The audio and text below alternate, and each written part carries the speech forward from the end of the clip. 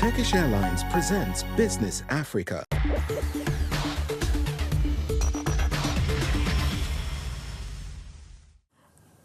Bonjour et bienvenue dans cette édition de Business Africa. Je suis Afolake Oyinloye et voici les titres.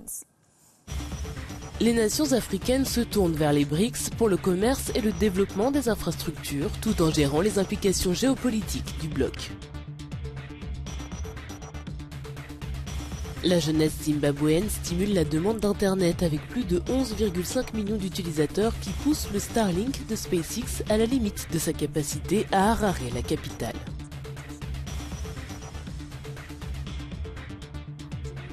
La reine du manioc au Nigeria redéfinit la production de cette filière. Son unité de transformation locale permet notamment d'autonomiser les agriculteurs.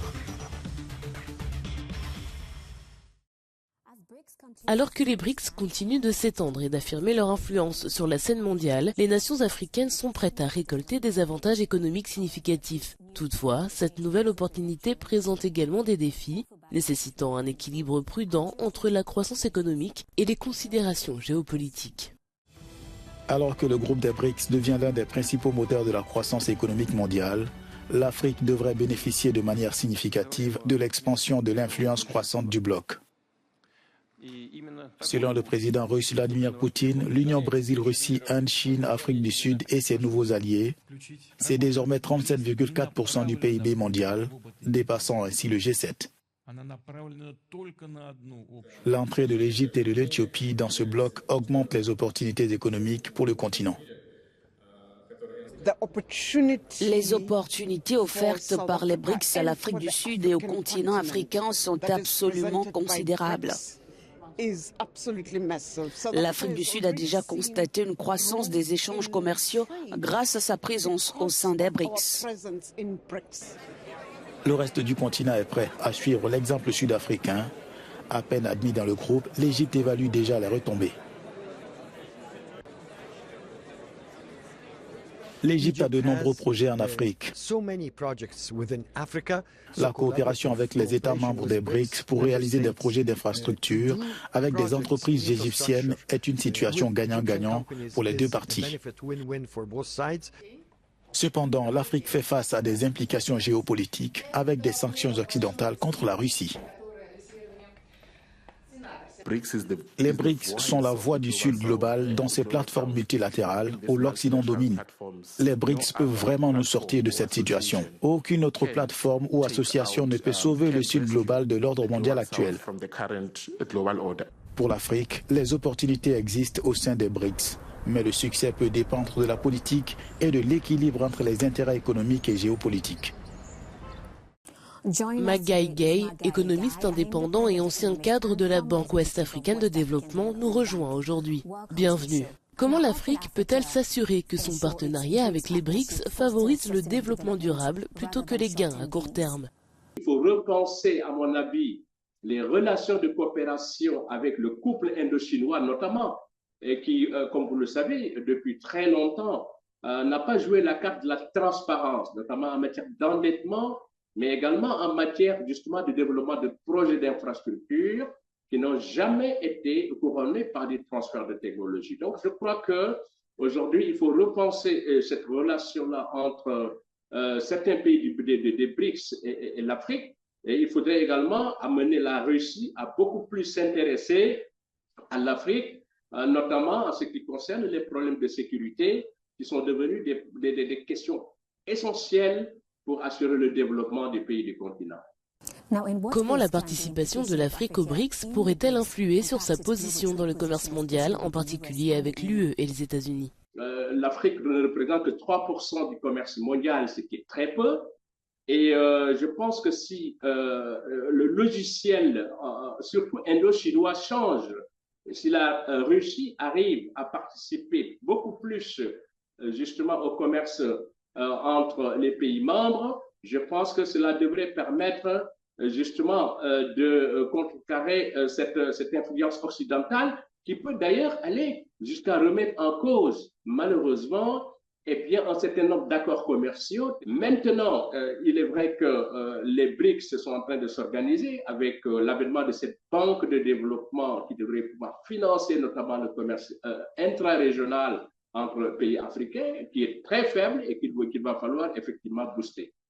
Quels sont les risques auxquels les nations africaines sont confrontées si les BRICS contrent l'influence occidentale et comment peuvent-elles les atténuer tout en bénéficiant d'avantages économiques? Le système financier international est gouverné et contrôlé par les États-Unis, notamment les institutions de Bretton Woods.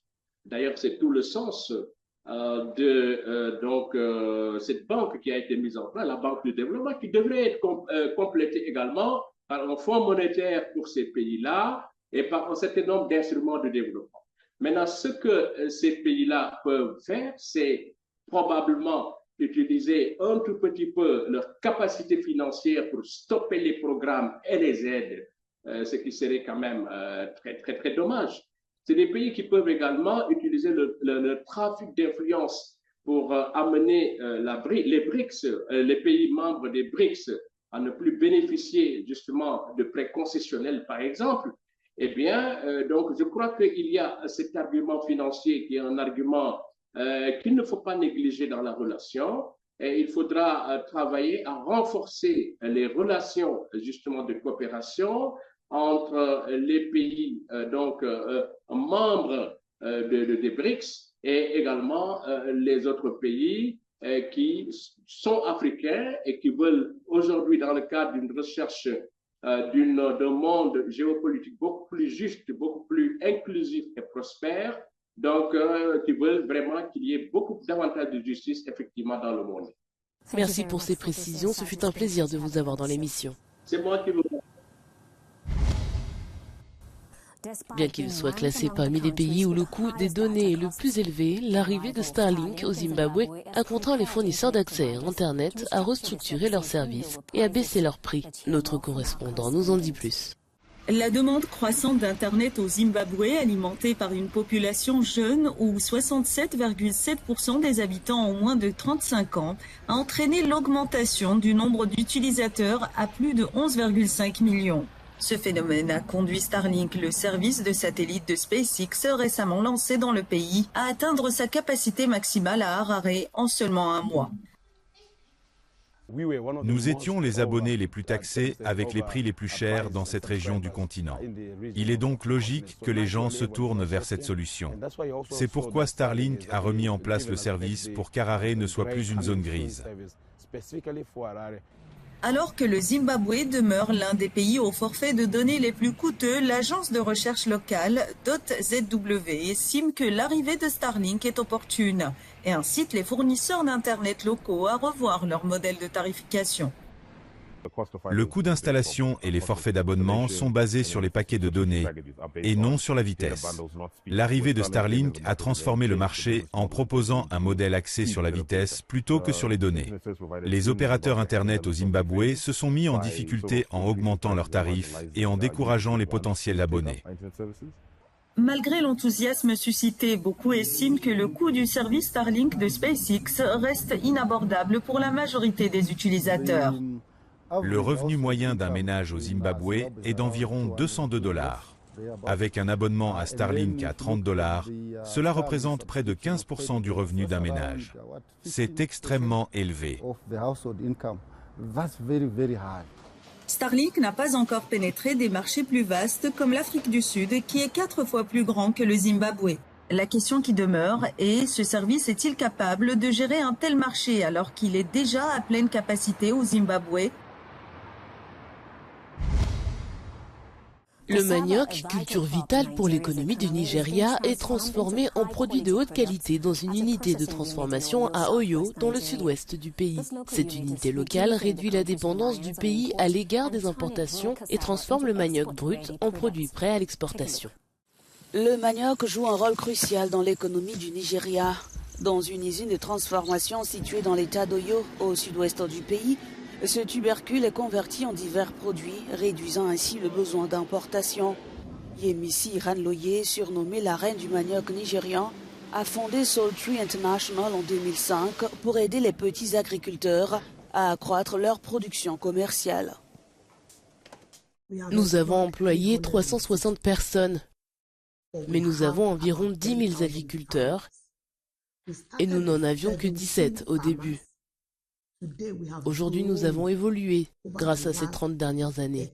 En augmentant le nombre d'agriculteurs, nous avons été aidés par de nombreuses agences, telles que l'AGOA ou l'IDH, qui ont contribué à la mobilisation de ce corps de métier. Les agriculteurs qui bénéficient économiquement de cette entreprise témoignent de son impact positif.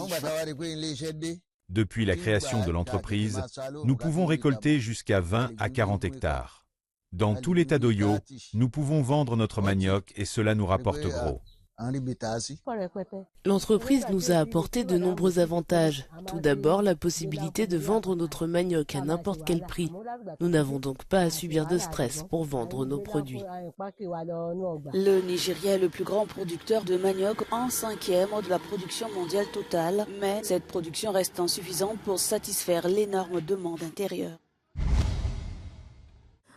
Voilà qui conclut cette édition de Business Africa. Merci de nous avoir suivis. Pour d'autres articles de fond sur le monde des affaires, restez à l'écoute d'Africa News et africanews.com.